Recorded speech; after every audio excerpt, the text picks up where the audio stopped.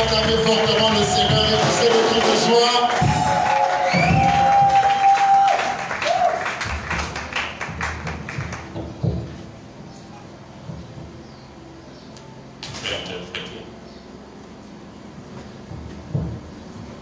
Pendant que nous sommes debout, nous allons ouvrir notre Bible dans l'épître de Paul aux Philippiens.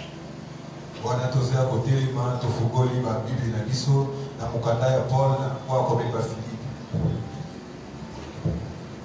allons travailler avec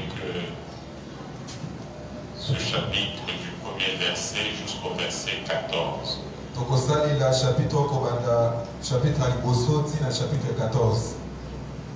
Philippiens 3, du 1er au 14.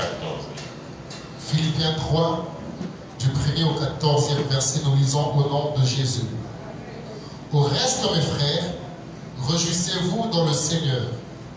Je ne me lasse point de vous écrire les mêmes choses, et pour vous, cela est salutaire. Prenez garde aux chiens, prenez garde aux mauvais ouvriers, prenez garde aux faux circoncis. Car les circoncis, c'est nous qui rendons à Dieu notre culte par l'Esprit de Dieu, qui nous glorifions en Jésus-Christ et qui ne mettons point notre confiance en la chair. Moi aussi, cependant, j'aurai sujet de mettre ma confiance en la chair. Si quelqu'un autre croit pouvoir se confier en la chair, je le prie bien davantage. Moi, circoncis, le 8e jour, de la race d'Israël, de la tribu de Benjamin, hébreu né d'hébreu. Quant à la loi, pharisien. Quant aux zèles, persécuteurs de l'Église. Irréprochable à l'égard de la justice de la loi. Mais ces choses qui étaient pour moi des gains, je les ai regardées comme une perte à cause de Christ. Et même je regarde toutes choses comme une perte à cause de l'excellence de la connaissance de Jésus-Christ, mon Seigneur, pour lequel j'ai renoncé à tout et je les regarde comme de la boue afin de gagner Christ et d'être trouvé en lui, non avec ma justice, celle qui vient de la loi, mais avec celle qui se tient par la foi en Christ, la justice qui vient de Dieu par la foi, afin de connaître Christ et la puissance de sa résurrection et la communion de ses souffrances en devenant conforme à lui dans sa mort pour parvenir, si je le puis, à la résurrection d'entre les morts. Ce n'est pas que j'ai déjà remporté le prix ou que j'ai déjà atteint la perfection, mais je cours pour tâcher de le saisir, puisque moi aussi j'ai été saisi par Jésus-Christ. Frère, je ne pense pas l'avoir saisi, mais je fais une chose. Oublions ce qui est en arrière et me portant vers ce qui est en avant. Je cours vers le but pour remporter le prix de la vocation céleste de Dieu en Jésus-Christ. Parole du Seigneur. Amen. Que notre Dieu bénisse sa parole. Amen. Seigneur Dieu, nous te disons un grand merci pour nous avoir gardés durant toute la semaine. Et ce jour, tu nous permets d'être là dans ces cultes d'adoration. Nous avons besoin de ta présence. Que ton Esprit Saint nous aide à t'adorer comme tu le veux, qui nous aide à comprendre ta pensée et qui nous aide à prier selon ta volonté. Maintenant que nous voulons parler à ton peuple, accepte que nous puissions disparaître et que toi tu apparaisses dans toute ta puissance et que tu répondes aux préoccupations d'une âme ce matin. Nous condamnons tout ce qui n'est pas de toi dans cette réunion, nous le précipitons dans les lieux arides au nom de Jésus. Et depuis jusqu'à la fin, règne comme notre Dieu en ces lieux. Nous te l'avons demandé avec foi au nom de Jésus. Amen. Amen. Nous pouvons saluer la présence de notre Dieu en acclamant très fort la bénédiction de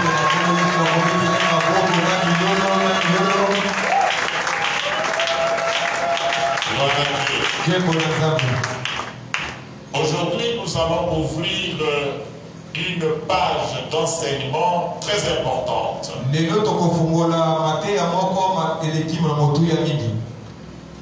Et si je ne termine pas aujourd'hui, j'enchaîne mardi et jeudi.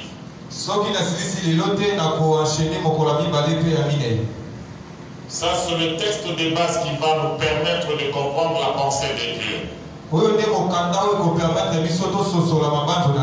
C'est l'apôtre Paul qui écrit aux Philippiens en se basant sur l'expérience personnelle.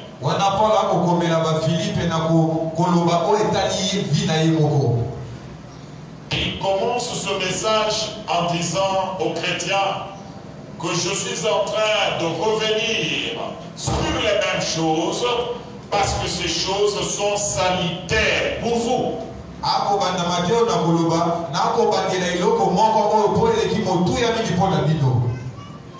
Et en lisant ce texte, j'y ai dégagé cette pensée. Et c'est cette pensée vont nous permettre de comprendre notre thème.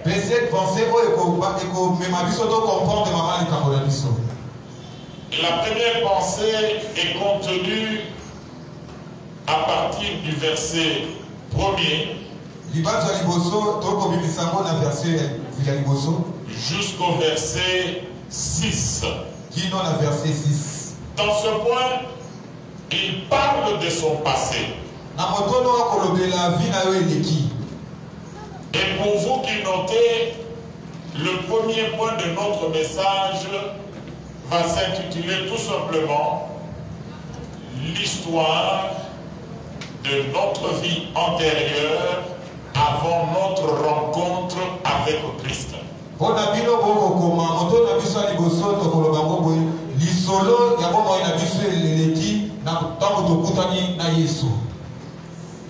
L'histoire de notre vie antérieure.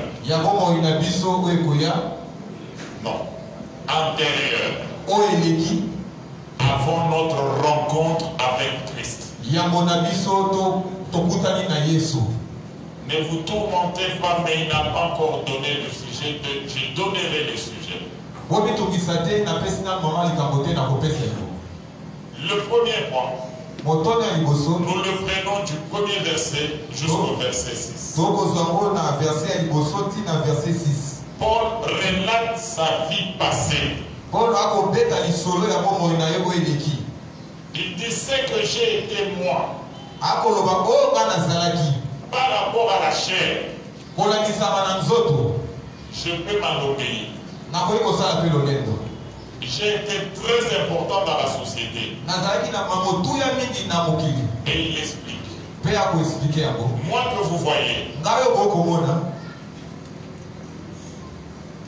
par rapport à la chair, je suis de la race d'Israël. Je suis un Hébreu. De la tribu de Benjamin. Ça c'est par rapport à ma chair, de la manière que je suis né. À part ça, quand j'ai été formé dans les choses de Dieu, je suis pharisien. C'est une secte de religieux qui constituait l'élite parmi les enfants d'Israël.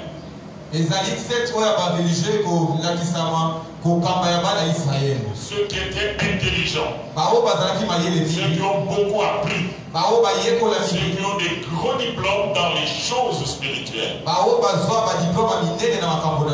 Il dit par rapport à la chair, je suis hébreu, on ne peut pas me contester cela, mais en plus, j'ai beaucoup étudié, je suis de la race de pharisiens.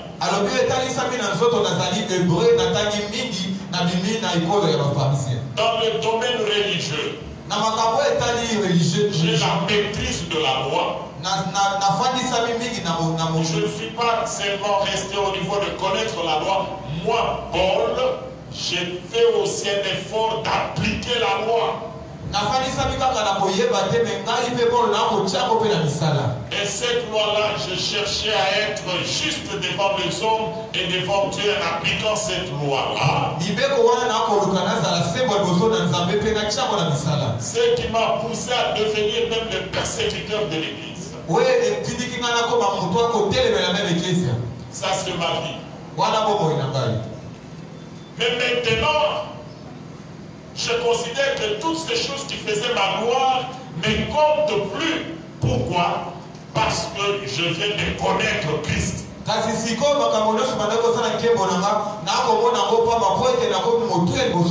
C'est que connaître Christ, c'est plus que toutes ces choses-là. Et si notre thème sera ainsi libéré, connaître Christ est la clé pour le ciel.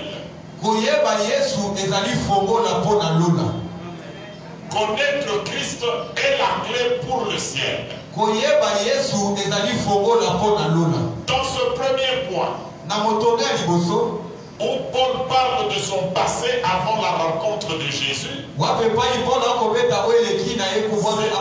c'est une situation dans laquelle nous tous nous sommes retrouvés avant de rencontrer Jésus. Nous tous. Dans la chair, il y a des choses que nous avions héritées de nos parents. Ce que la Bible appelle le vieil homme. Nous avions hérité de caractère. Nous avions hérité les habitudes. Nous avions hérité les coutumes et traditions. Compte tenu du milieu dans lequel nous avions été éduqués et élevés, nous avions même hérité leur façon de célébrer Dieu. Il y en a qui ont hérité la religion de leurs parents. En dehors de ça, nous avions été formés aussi scientifiquement. En dehors de ça, nous avions accédé aussi à la philosophie du monde. Et à partir de tout cela, il y a un flou qui régnait dans notre vie. Et à cause de ce flou, les coutumes, les traditions, les habitudes que nous avions rencontrées dans la société où nous avions été éduqués, les connaissances philosophiques que nous avons reçues, toutes ces choses nous ont amenés dans un flou. Les diplômes que nous avions eus sur le plan scientifique nous ont encore enfoncés dans un trou. Les richesses que nous avions eues dans le monde nous ont entraînés encore dans le mal. Mais le malheur se voit. Beaucoup de gens se retrouvent aujourd'hui dans les seigneurs, mais ne s'étant pas séparés complètement de leur vie antérieure avant de rencontrer Jésus.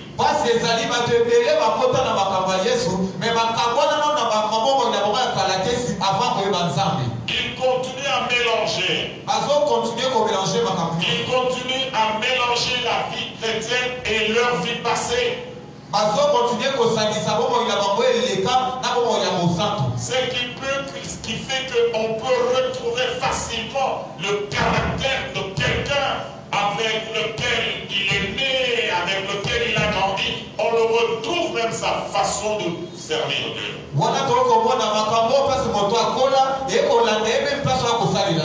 Et si tu as affaire à un Moulouba qui n'est pas complètement converti, vous voyez les traits communs de tous les Balouba en lui.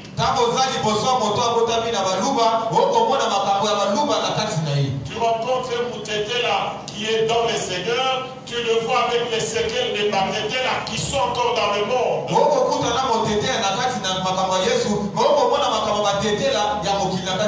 Ça veut dire quoi?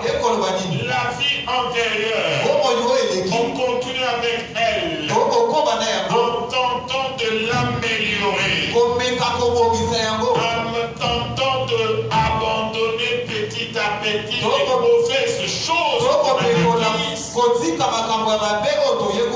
Et c'est ce qui fait que dans les seigneurs, dans les églises, la puissance de Dieu ne peut pas se manifester. Parce que cette vie-là ne nous qualifie pas pour le ciel. Cette vie-là, elle n'est pas conduite par le Saint-Esprit. Et si on n'a pas le Saint-Esprit, on ne peut pas accomplir la volonté de Dieu. C'est pourquoi Christ dit dans Jean 15, sans moi vous ne pouvez rien. Et si tout ce que nous allons commencer à faire, si on ne s'est pas séparé catégoriquement de notre vie antérieure, va chercher d'améliorer le péché, va chercher d'améliorer notre caractère, et ça ne pourra jamais nous permettre de marcher avec le Saint-Esprit, et ça ne pourra jamais nous permettre de voir le ciel. C'est pourquoi, bien-aimés dans les Seigneurs, sachant que la connaissance de Dieu est la clé pour le ciel, quelqu'un qui a connu Christ, il ne peut pas continuer la même vie. Si c'est la même vie avec laquelle tu as commencé la vie sur la terre, que tu continues à mener la même vie dans les seigneurs, c'est que tu ne connais pas encore le Seigneur. C'est que le ciel, ce n'est pas ton affaire. Tu n'es même pas connu au ciel. Mais tu es parmi les hommes et les femmes qui fréquentent les églises. Ainsi, ce matin, je voudrais vous amener tous à connaître Christ de chacun individuellement.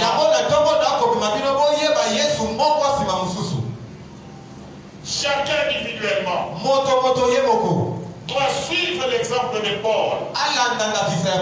Il a été un homme comme nous, mais dans la chair. Il a grandi dans une religion. Il a pensé que c'était bien. Il a grandi avec un caractère. Il a pensé que c'était bien. Mais il nous dit, quand il a rencontré le Seigneur, quand il a connu Christ, il a eu une autre façon de voir les choses. Amen. Amen. Amen. Mais l'église n'a pas su tourner dans la bandit. Oyo démoniaque na bako ya makambo. Ezaka kandenge moko ezalaki bako bapagan. Makambo ezalaki bako kosala tango bazalaki bapagan nde oyo moko wana bako continuer kosala ko kati na Yesu Kristo. Pe na sima bazali komituna tozomona puissance na Nzambe te, tozomona loboko na Nzambe te. De bien-aimé, okende na kati na église ezali lokola adhésion na une ONG, une ASBT. C'est un mystère. Kokutana na Yesu est un mystère où ils ont les gars entre une âme et son créateur. Paul a vécu ces mystères-là et il est notre modèle. Paul a dit qu'il qu'il croyait être sur le chemin. Paul pensait faire bien. Il s'est justifié. Mais quand il a rencontré le Seigneur, quand il a connu Christ, il a changé complètement.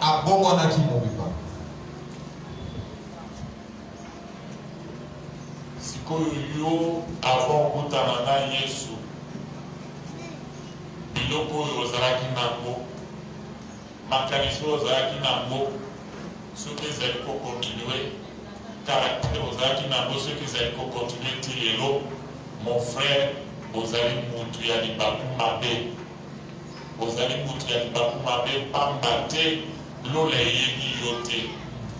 Même ce que ça a été l'église, au sambelaka, au yembaka, au teyaka, aux okumbata, aux la langue, mais ceux qui vivent na yo ya kalawana, au tekina miyamote, mon frère, l'ole yebi yote. Il est encore un grand temps pour qu'on se ressaisit. On a beaucoup d'analyse.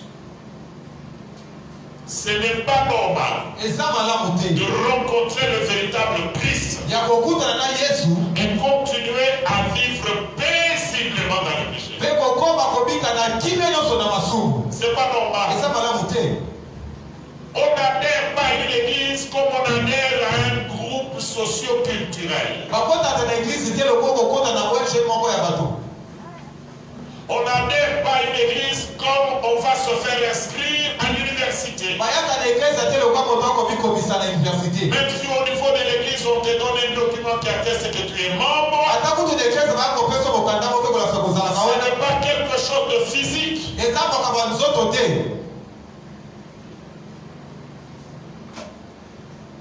Paul a fait une rencontre mystérieuse avec le Seigneur. La Bible nous relate qu'il était sur le chemin de Damas, en train de mener sa vie de tous les jours. Un persécuteur des chrétiens. Il dirigeait une équipe. C'était lui l'homme fort. C'était lui le meneur. La Bible dit que celui qui a commandité le meurtre d'Étienne. Bref, c'est quelqu'un qui avait le sang dans ses mains, le sang des innocents, le sang des chrétiens. Dans son profond mal, mais ignorant de ce qu'il faisait, rencontre le Seigneur sur le chemin de Damas. Il voit une lumière. Une lumière qui le rend aveugle, qui lui empêche de continuer à voir ce qu'il voyait avant.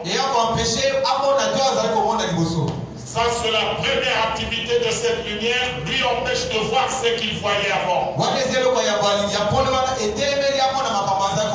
Deuxième chose, la lumière qui l'a frappé le pousse à être projeté par terre.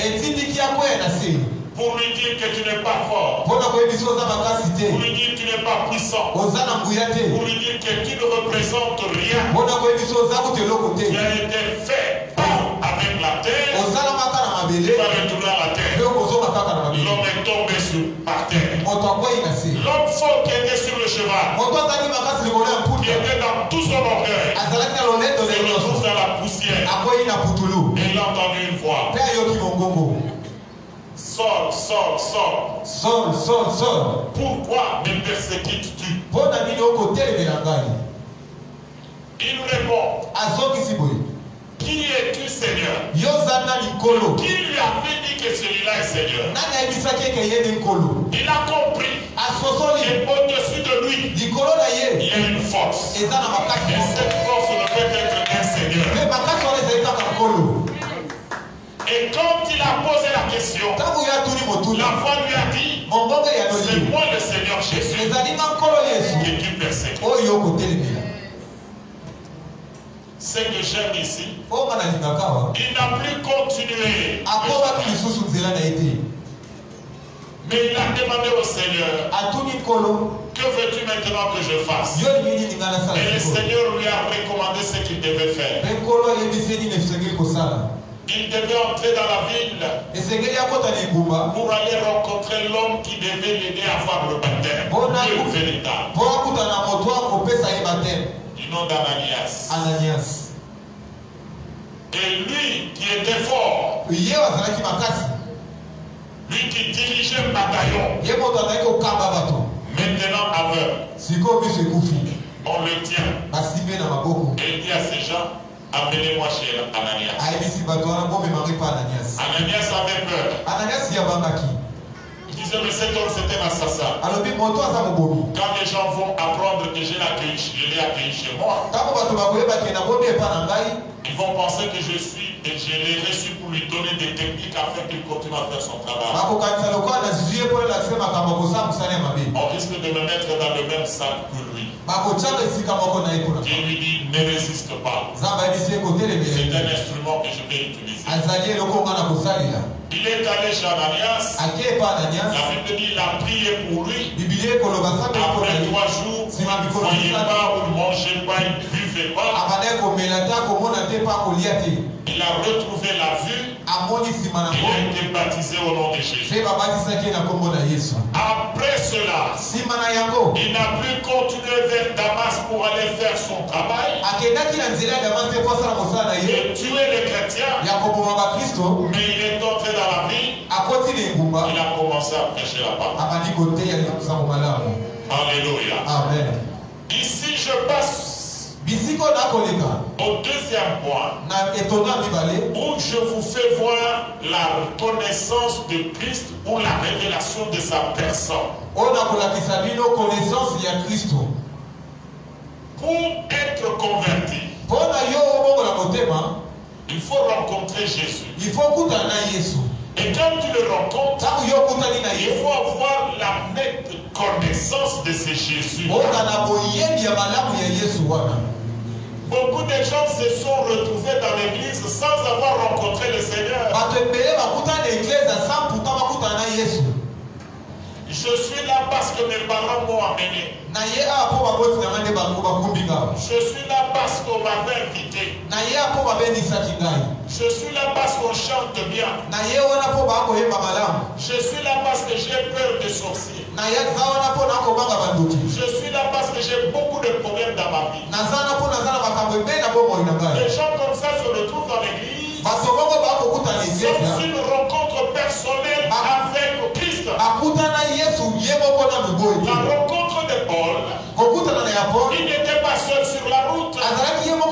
Ils étaient nombreux. Mais la lumière l'a frappé seulement lui.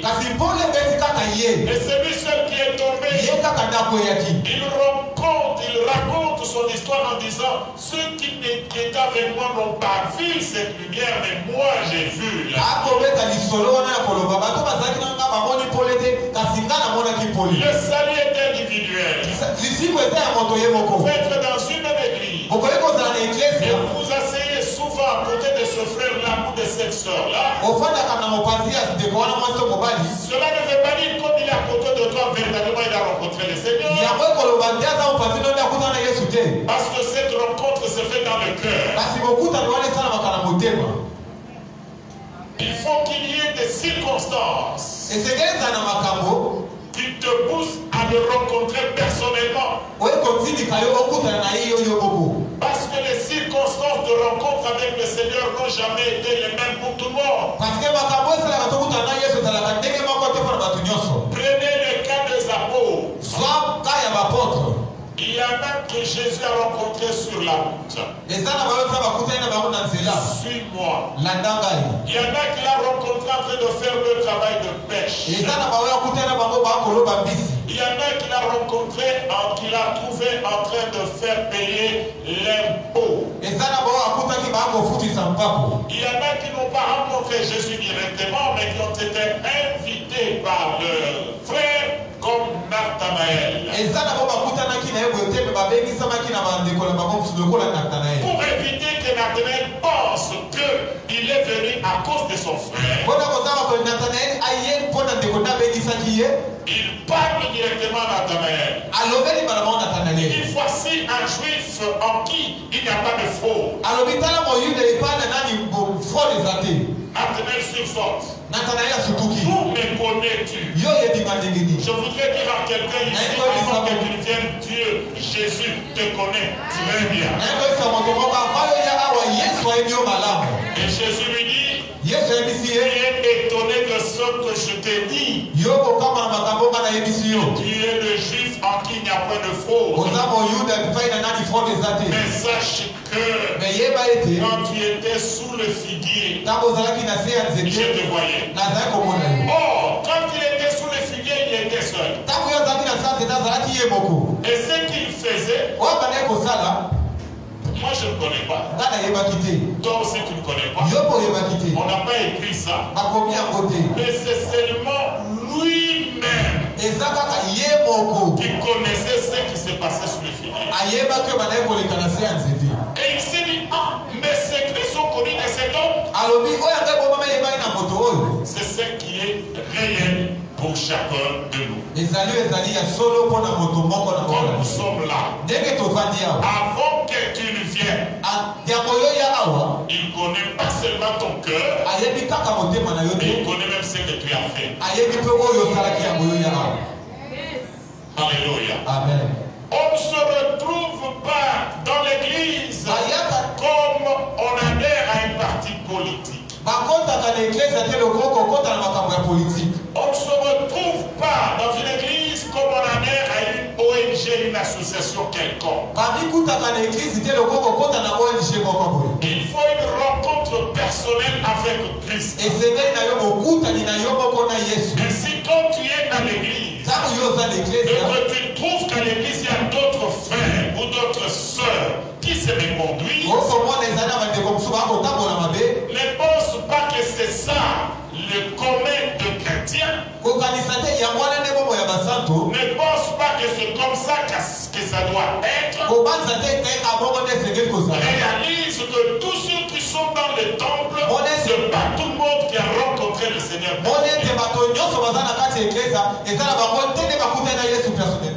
Paul dirigeait tout un groupe. Ils allaient pour arrêter, tuer les chrétiens. Mais le Seigneur qui le connaissait dirige la lumière exclusivement sur lui parce qu'il était un élu de Dieu. Ainsi, devant tout élu de Dieu, le Seigneur lui enverra la véritable parole pour les tirer de ténèbres à la lumière.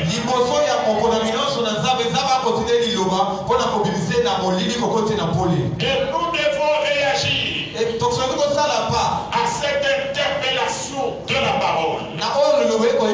Et d'une manière individuelle aussi. Paul partait. Lui seul voit la lumière. Lui qui était sur le cheval, qui était au-dessus, dans tout son orgueil. Et quand il rencontre le Seigneur, le Seigneur lui empêche de continuer à voir ce qu'il voyait avant. Et Dieu lui empêche d'être dans cette position d'orgueil. Par terre, l'attitude d'humilité. Si tu veux connaître Christ, il faut que tu t'humilies d'abord. C'est pourquoi beaucoup discutent même avec l'évangile. On lui apporte l'évangile, il dit oui c'est écrit mais moi je pense. Ce Paul que vous voyez, il était très fort dans la connaissance. Il était très fort scientifiquement. Parce que les pharisiens c'était la secte la plus respectée. Ce sont eux qui avaient les moyens. Ce sont eux qui étaient beaucoup plus instruits. Ce sont eux qui connaissaient les choses de la loi. Ce sont eux qui dirigeaient les autres. Très fort. Mais quand la lumière est venue, l'homme se retrouvait par terre. Et quand il a entendu la voix qu'il appelait en son nom, il n'a pas répliqué avec orgueil. Il a dit Seigneur, qui es-tu? Il dit c'est moi Jésus. Et l'homme n'a plus continué sa vie dans le temps. Il n'a plus continué sa vie antérieure. Voilà comment nous faisons. L'évangile nous est prêché dans des situations différentes. Peu importe la situation dans laquelle l'évangile a été prêché. Peu importe. Parce que Jésus n'a pas rencontré les apôtres dans les mêmes conditions. Ta femme peut t'inviter. Un ami peut t'inviter. Les parents peuvent t'inviter. Ton mari peut t'inviter. Les gagnants d'âme peuvent te rencontrer sur la rue et t'inviter à l'église. Ce qui compte, c'est ce que tu fais de cette interpellation importante. Tu as décidé de donner ta vie à Christ. Soki mokolo baya côté au samomala mobaisaki okaka yake pana biso nzamba sala ke pana biso miracle ezali pana biso kozwa musaro kozwa libala na lokutani na évangile. Évangile présentaka mapate et présentaka ma bénédiction te. Il faut évangile elobela yo oyeba motema na yo. Soki nano yebi motema na yo te na lokutani na Yesu te. Évangile il faut elakisa yo motema na yo. Yango mwana mwasi moko na kati na Biblia azalaki akobeta tolo biso tozali bana ya Jacob, biso toza bana ya Jacob. Mais oyo ebombana kati na motema na ye nano ekutanaka na lumière te. Ntango bakutani na Yesu Kristo na pui ya mai azoyebisa Yesu ebilo bayuda bozoloba boye me biso koko na biso asambelaka awa amelaka na mai oyo na libwele na ye na bana na ye me bino bozoloba kaka eba na bino kuna na Jérusalem biso bakoko na biso bakoko na biso. Et il fallait sikoyo que Jésus alobela motema na ye nde alobeli alobi omoni mai oyo okomela omeli yango nsima okoyoka posa ya mai. Mais mai oyo nga na kopesa soki omeli yango ozali susu na posa ya kokotoka mai te. Mwasi ya diskite yo ozalaka na kantine ya kotoka mai okita ndenge nini na libulu alobi nazolobela mai oyo te mai oyo nga na kopesa. Mwasi alobi kasi pesanga mai wana natina ete posa na ya mai esila naya na lisusu awa te. Alobi avant na peso mai te ndobela mobali na yo. Alobi nazala mobali alobi olobi so olobi ozali na bango autant. Ça veut dire quoi? Évangile ntango ezoya il faut esima na motema na yo ebimisa makambo nyonso oyo osala ebimisa pase na yo avant yo okutana na Yesu. Motema na yo nde aza na moposa. Aza na posa ya ndenge ozali te, aza na posa ya biloko na yo te, aza na posa ya badiplome na yo te, aza na posa ya bagrade na yo te, aza na posa d'abord ya motema na yo. Ntango okozwa motema yo nde okozwa décision ya komema oyo nyonso ya yo epai na ye. Yo nde koloba moi et ma maison nous servirons l'Éternel. Mais soki motema ezali nanu ya ye te mon frère lola eyebi yo te. Même ce que le bien mette, des bons amis à Pessimane qui seront à tout mon ami. Le processus intercide, Dieu doit commencer d'abord par parler à ton cœur et faire ressortir. Avant qu'on vienne t'appeler pendant que tu étais sous le figuier, je t'avais vu. Il a compris qu'il avait affaire à un prophète. L'évangile doit d'abord être entendu par nous. Et cette parole que nous allons entendre met à nu notre vie de péché. Tu entends et la parole te déshabille.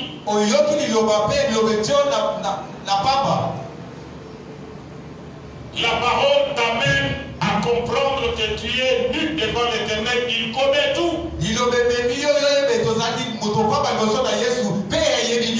Si tu as été voleur, la parole, le Seigneur voit. Si tu as été impudique, il voit, il connaît. Si tu as des fétiches que tu as dissimulés dans tes habits à la maison, il voit, il connaît. Si tu es dans la sorcellerie, il sait, il connaît. Tu peux venir te camoufler dans l'église. Chantant, sautant. Ça ne veut rien dire. Il faut que le processus soit respecté. Qu'il te parle. Il parle à ton cœur. Et que toi-même tu vois la lumière. Et que tu comprennes que ça c'est mauvais, ça c'est mauvais, ça c'est mauvais. Parce qu'il veut habiter dans ce cœur.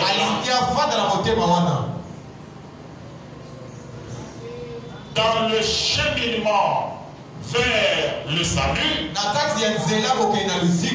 il n'y a pas de place pour l'amélioration du caractère.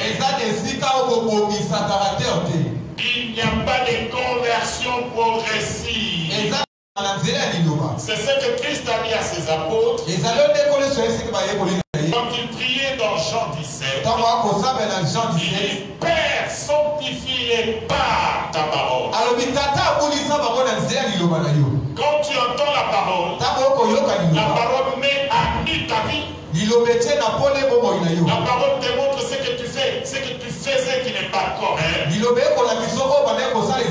Et tu dois réagir. Si tu ne réagis pas, tu vas rester le même. Et restant le même, un téléphone m'appelle presque chaque jour. Nazozoa information il y a partout. Et ça me surprend. Surtout ces derniers temps, beaucoup de pasteurs sont morts à fleur d'âge. J'ai perdu des amis. J'ai perdu des hommes puissants, forts dans les choses de Dieu, qui marchaient vraiment dans la crainte de Dieu.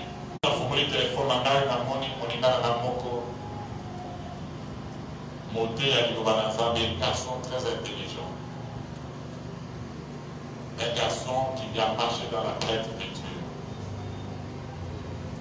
Et j'ouvre, je vois que ses amis pasteurs publient une photo, il est en train de prêcher qu'il est parti. Sœur Nancy, tu es ici. Ma Nancy, elle est ici. Elle n'est pas là. Elle connaît ce pasteur-là. Alors, dès que Bazali Kokufa, Mikoloyo, il y a des commis du solo et à Pamba. Les amis signent que nous allons faire le temps de la fin où chacun de nous doit être prêt. Nous devons être prêts. Alors, la bonne manière d'être prêt, c'est de voir d'abord, est-ce que nous avons rencontré le Seigneur? On le rencontre par sa parole. Avoir entendu.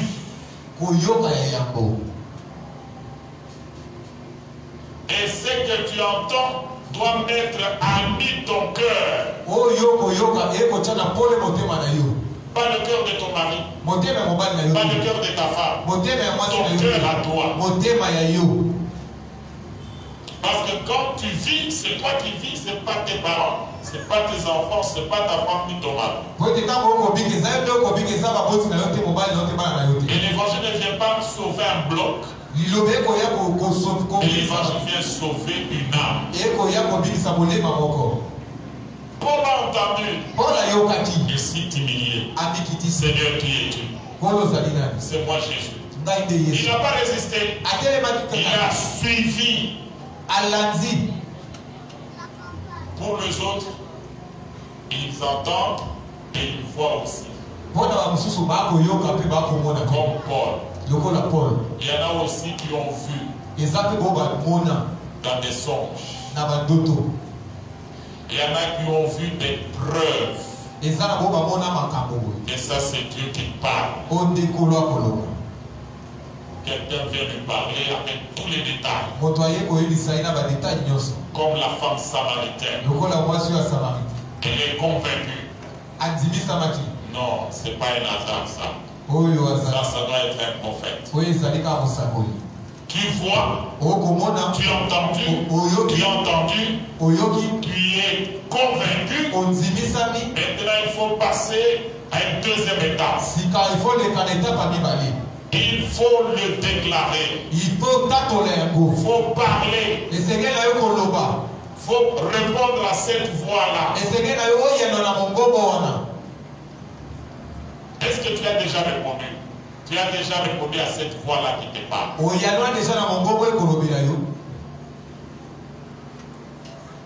Liloba kota moyoka ki yango elakisi yo ke yo ndenge okotambola na kindumba boye okufa. Yo ndenge oza na kindoki boye okokufa. Yo ndenge oza na milango boye okokufa. Yo ndenge ozali nano na cigarette na diamba boye okufa. Oyoki. Après otikali calme, tu ne dis rien, tu ne parles rien devant Dieu. Mon frère, c'est que tu ne l'as pas connu. Dès que Liloba Nazambe imeli yo elakisi yo polele fina yo, il faut le bas. Il faut réagir, il faut le bas. Kotikala baba te, il faut le bas. Pour ce que le bite, c'est au bout de yango. Pourtant, on va dire que dans Jésus a plus qu'on a ça là, Balakisi. Jour ya Pentecôte, dans la terre, ils ont dit Jésus. Ils ont posé la question, ils ont parlé. Homme frère, que ferons-nous? Nasala mini.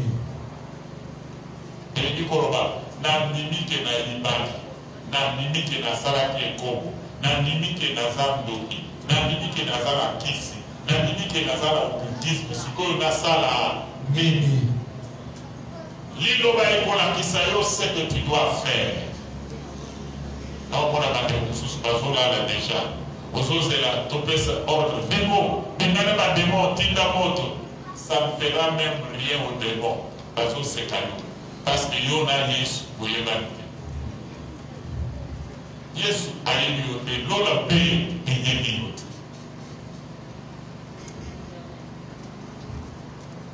Quand on va poser Misayo, quand on va poser question, homme, frère, et ferons-nous, on va poser Misayo, au Seigneur Postal, et après il faut poser un acte. Nego, Mokolo yo kutarana li loba ensemble, et dimisa polele mabena yo. Est-ce que ozalaki d'accord ensemble na maloba, atei yo, ce que ozalaki d'accord, tala nenge basalaka. Qui marque un stop, un arrêt par rapport à cela aux Arcolanda. Ce que vous avez comme là, au tiki comme là. Ce que vous avez posé à Kindumba au tiki. Ce que vous avez dit au tiki. Ce que vous avez dit à Kisi. Vous voyez qu'on peut ça au tiki. Au tiki, en tant que bombe, il faut tourner à mon combo. C'est-à-dire, au tiki, là, vous avez un sous-souté. Il faut maintenant marcher dans le sens contraire. Il faut agir autrement. Il y a moi dans Bola qui est sous la Damasité, en contact avec la Boka, pour la Nias, alors ce qu'il fallait faire, c'est être instruit dans l'évangile et prendre le baptême d'eau au nom de Jésus. Amen. Combattre sa makati na mai, des amis actes courageux de foi. À partir du moment où il se rend compte que on a un sala liboso et zamabe, si koyo liloba et la kisika que ceux qui n'a continué n'a pas de la carte n'a libulu n'a dimi liloba na zambe n'a boy au satana salaki si koyo il faut n'atambola na Yesu. Il a fait confiance à Christ. Quand Christ s'est révélé à lui, et à cause lui-même dit au verset 8, il dit, et même je regarde toutes choses comme une perte. À cause de l'excellence de la connaissance de Jésus-Christ mon Seigneur. Maintenant j'ai la connaissance. Je comprends qu'il est plus fort Je comprends qu'il est Dieu. Je comprends qu'il est mort ressuscité. On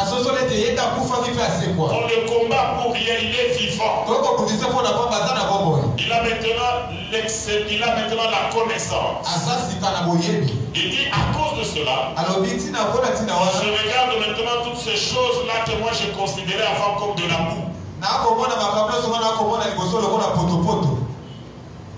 C'est le troisième point. Le renoncement aux œuvres mortes. Et ça, il faut tika. Beaucoup de la moulogo ya bako zabayini. Beaucoup de la moulogo ya bako baza déjà na football ya rona, baza déjà na visa, baza déjà sûr que ce que Jésus a dit ba okota. Mais ce que ça na biloko wana frère, quand même kambo na za koyebisa yo. Makambo ya Nzambe ebele o bateyaka biso tanto toza bana mike na liyamba wana ezalaka lokuta. Bateyaka biso ke mokolo oyo yo kokufa okobelema liboso na Nzambe bakobimisa balance. Batie makambo ya malamu osalela bato na makambo ya mabe osalela bato. Soki ya malamu osalela bato eza ebele ezopese bakokotisa yo te. Et pas ça que balance les athées. Il y a mon balance les athées. Balance les athées. C'est pas dans ça des abos. Bible. C'était ce qui est point. D'abord, ton assure, et petit kawa, et lui kolobani. Mokolo liwa et kokutayo. Makambo yo bakokutayo okosa. Makambo bakokuta la monte manayo. Il y a un monde pour déterminer pour tous les pays. Pour le bien, amen. Vous êtes fâchés contre moi? Si vous n'êtes pas fâchés, acclamez les Seigneurs. Autant qu'on a d'ailleurs bien la carte dans ma camoisa. Mais quand vous avez moko au lamoué, toujours un mot beaucoup fit, toujours un mot enlèvement et salami. Au coco, t'as même chose que vous avez pasteur Richard.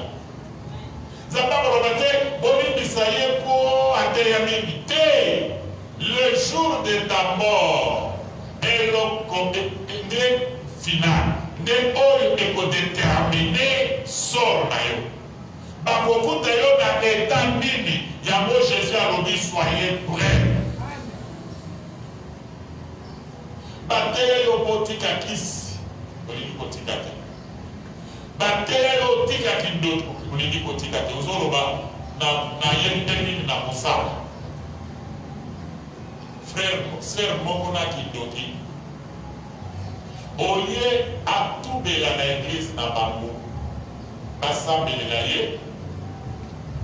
Ake na église musus mosika kote bayini yete. Kuna zoloba langa azopesa ba professeur. Mutu ayini yete. Ça la jeune ébélé a comme une prophétesse. Ce qu'on est comme Moko, n'a gisé rawa. Allez batailler à partir d'un sika Moko Boye. Que mon bali n'a bakawani pour la kindoki.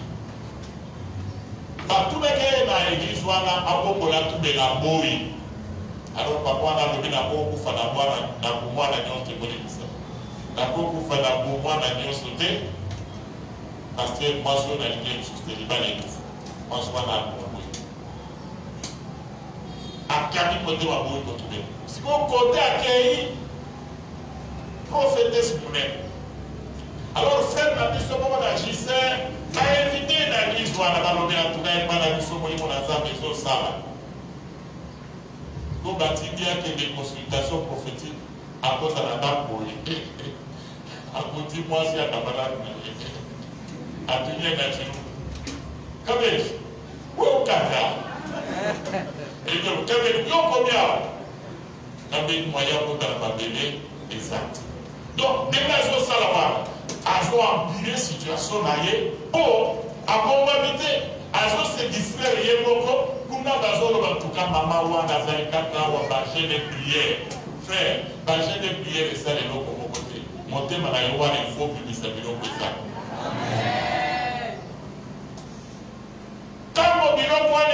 paiement, au petit jeûne, au petit prière efficace.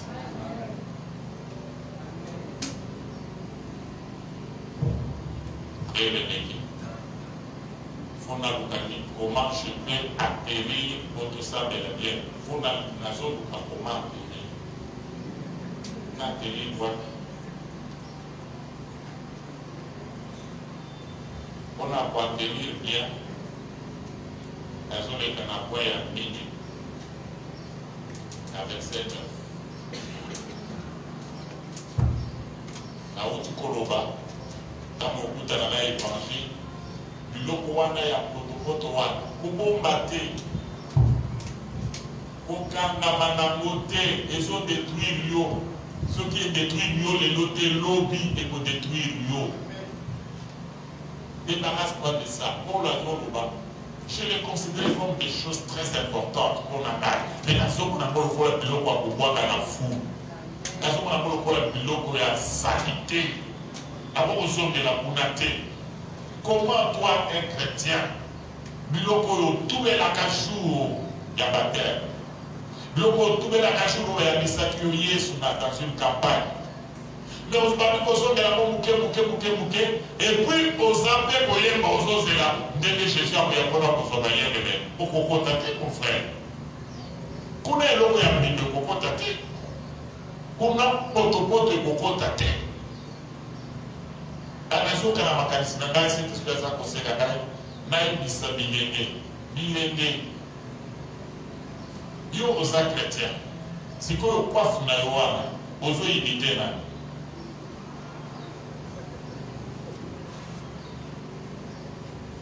Jeune garçon, coiffe na yoana, aux imiter na. C'est que c'est l'esprit de ce que tu imites là qui est en toi. Même si tu chantes, même si tu prêches, même si tu interprètes comme celui qui m'interprète ici. Mais ce qui modèle c'est l'esprit qui anime cette personne-là qui t'anime aussi. Ce qui Jésus a émoué, il va poser la clé au contact.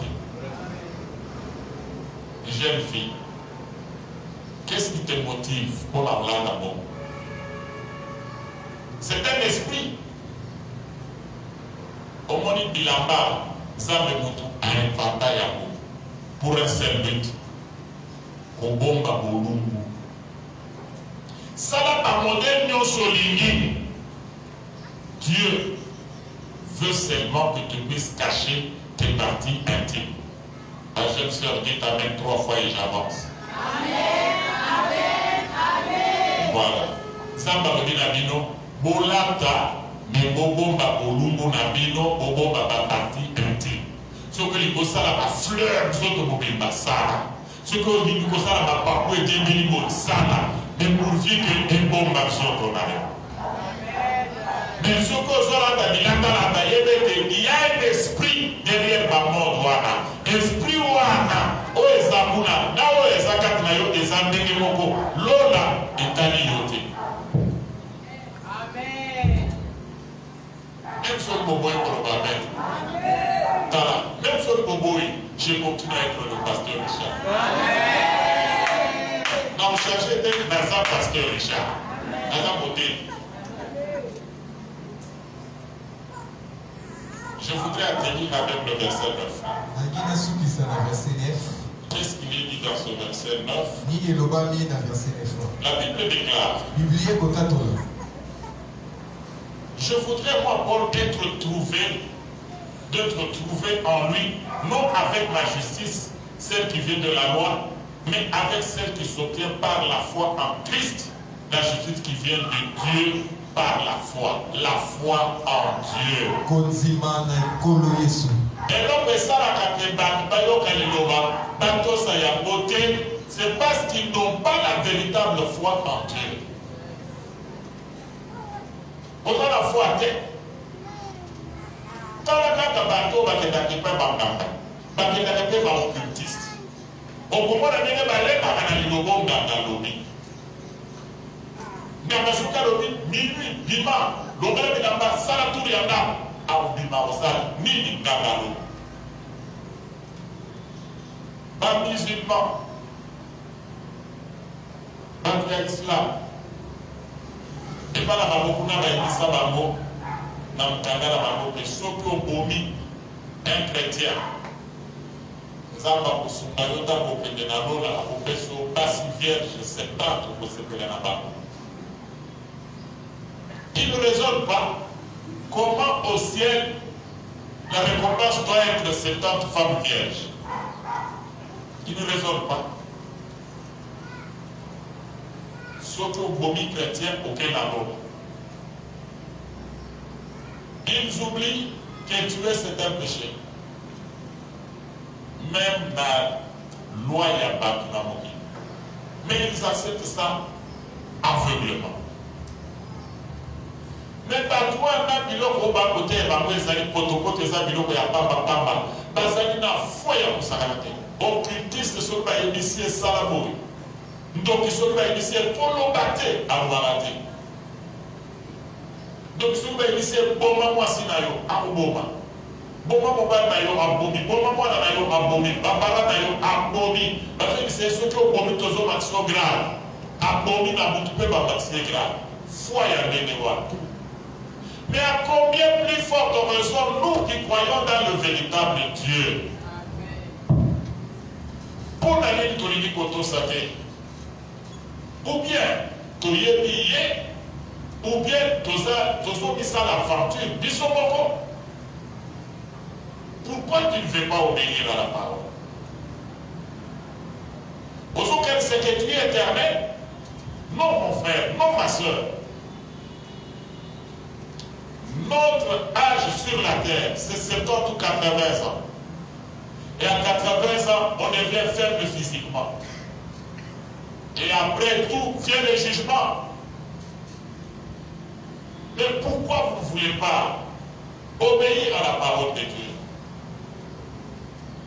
On dit, à cause de la foi en Christ, je suis prêt à tout abandonner parce que la zone du Mélaïe Kaniga me m'a ici qu'il y a bien. Jésus va vous amener au ciel. Et Jésus sur la terre, il va rendre votre vie agréable. Amen. Namuki ceux qui ont un embêté, au qu'on forcer ma cambo, moni ma cambo bezo qui m'a. Moni bateau babé ta capeni. A petit. Alors bien tout très numéro moi qu'on a gagné. L'objet sous la pour gagner. A petit quand on voit l'objet, c'est que la poussée est perdue. Il est en train de croire dans des choses mortes. Mais Bisso Bateau nous assure que Jésus a yakana moki, a tambola na makolobo, a bikisa babe, ba kambanye, ba bomaye, a sewa, pe limita na ye des avides na Jérusalem kuna, ba bakenda, ba mona. Bazonga na témoignage. Bakutana na ye, bamona témoignage. Moki mobibana ba o bazobo ya ye, bazotanga ba âge na babo à partir ya moye ya Yesu Christo na moki. Nana yebisaki babo ke bamunosu pas se référer pas na ye. C'est l'homme du milieu. Il arrête l'histoire. Oya kalabazai kotanga bazoloba avant Jésus. Le temps oya komi, abani kotanga 0, abani kotanga 1. Les autres ont mis 2021 à partir de Yahweh Yahyes. Obo Yahye te de vie na yo des autres départ na ye. Nombre ya âge na yo départ na ye. Yes ba pour combattre ye. Azala besoin na yo te, yo de moto kozala besoin na ye. Pambate na Ikurus, il a donné facilement la vie à celui qui était meurtrier. Mais pour avoir reconnu seulement que Bisso, tous en bas, mais yo, au salaire d'un côté, au Yamou, la Bisso, pour toi, la Bita. Dès qu'on a dit qu'on a dit ça, Yesu Christ, qu'on y est baillé, qu'on coûte à la baillé sur la clé pour le ciel. Amen. Azalo la bansambo to yo kakate. Azalo la bansambe ya balete. Azalo la bansambe bakoko na biso basambe la te. Yesu Christ azali exceptionnel. Amen. Azan zambe ya dem nazolakisa yo bozambe na ye na ndenge mosusu. Soki ndenge otambolaka boye ozalaka mpenza convaincu na Yesu te na linga nde bilo lisolo ya Yesu. Eza na mutu moko te munene na mokili avant Jésus to après Jésus oyo prophétie ebima na badetail nyonso likolo ya vi na ye lokola Yesu. Avant aya badétermine mboka ya kobota nenda kwa kobota ye pe akobota na condition ye. Tango ya ye na mokili bato baki te kazali koya mpona kozwa gloire. Bana Israël bayoki bayebisi bango ke Nzambe ye moko, l'Éternel votre Dieu viendra lui-même pour vous sauver. Akoya likolo ya punda. Bango bakanisi ntango akoya mpona kosauve biso, akosauve biso na minduki. Zokane kaka bango moko mpona batangaka ke kosauve oyo akosauve biso kozala bongo te. Esaïe 53. Akoya akuti biso kati na masumu. Akomi komisa masumu lokola biso. Azisi ko bifuma na biso wana likolo na ye. Abetami, anyokwami, à tel point que partout sur va vous considérer que c'est un homme maudit. Nzokande ezalaki malédiction ya yete, ezalaki malédiction na yo. Bambate komani maudit et quiconque est pendu au bois. Jésus balobaki qu'il faut nyokwama bonaba. Siko ntango ye na mokili abandi ko nyokwama bantu bazolela. Mais ye na bozambe kolia pikisa banyokola ye amikami. Satan akanisi qu'il est en train de remporter la victoire tango baye kokanga Yesu. Mais asaleli bango démonstration mpona kolakisa bango ke ngai bazali koboma ngai te. Moi je suis venu me livrer. Baprophète mosusu baboma bango, bagrand mosusu baboma bango, mais Jésus s'est livré. Yamwana tango baye kokanga ya tuni bozoluka na Yesu ya Nazareth ngayo bakwe. C'est que bazaka na pouvoir ya koboma yete. Yamwana ye moko alobaki naza na bokonzi capacité ya kopesa bongo inanda, naza na capacité ya korécupérer.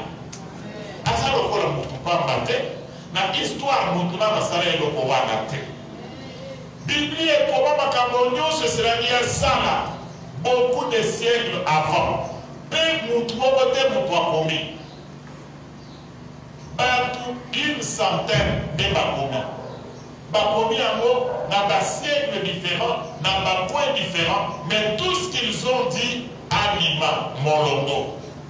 Et la prophétie de Jésus-Christ est linéaire et progressive. Il dit qu'on va. Et ça, là, dans mon logo, et ça, qui s'en a été, il a été. Et si vous êtes aux amis, et tel y a mon nez, et ici, et qui s'en est, les amis qui sont là, mais vous pouvez dire, mais non, mon côté. Et le Saint-Esprit est déjà là. Il est visible, il est réel et il opère. Amen. Asuki wana te. Alors voilà pour l'accepter que Nazara jusqu'à la fin du mort. Nga Jésus, bilembo omoni na kosala. Bango bakoni melana bakosala yako. Même moi dans mon cœur, ndoka ye pona kokanga ye adami kaka au nom de Jésus ndoka kini. Pour moi, à Koufaka na épouse, à l'obaki tout est accompli. À l'obaki pouvoir nous faisant entendre. Mon frère, ce qu'on est dans le monde, on est allé. Moussous le collier, à ça. Moi, j'aime Jésus. Est-ce que vous l'aimez aussi? Il est la clé pour le ciel. Azali clé pour le Nora. Si vous, mon toit est nagaye, bâti de nagaye, tes frères, les autres ont la prière. C'est les autres ont la réunion à maman. Ma vie, c'est Jésus. Ce qui n'a jamais bon, il n'arrive pas. Surtout pour tout le monde, mon corona politique, Jésus, Bachor nous pas ça la fête. On dit tata wana yoko bisomini. Ni yako atiki Yesu pas ça la fête. Et va vous la trop. Tout passera. Et la parole de Dieu.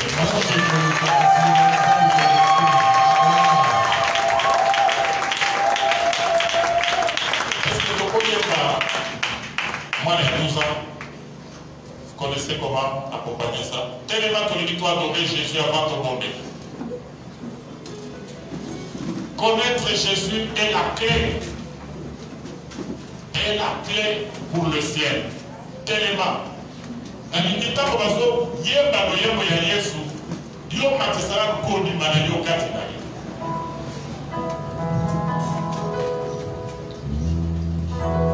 Tout le monde est debout. Jésus. Jésus est Seigneur, le roi des rois.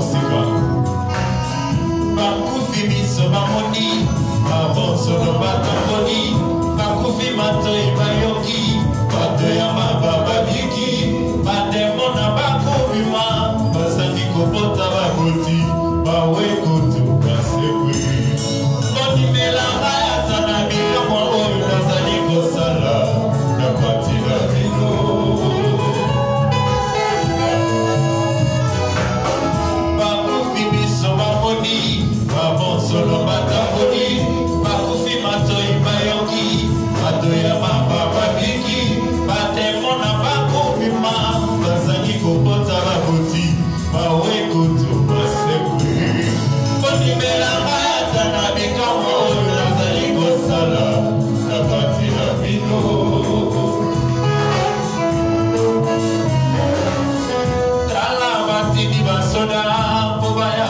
banga Yesu basongi maboko pamba ye pe balobi toyoka matea kasi toyoka ya boyete toyoka patokoloba kasi moto waloba na lokola moto oyo te azali solo mesio oyo moto ya ndenge nini mai pe bonge ejali kotosa alobi ya mbote Abrahama ajalanga Yesu najali babengi ye bandeli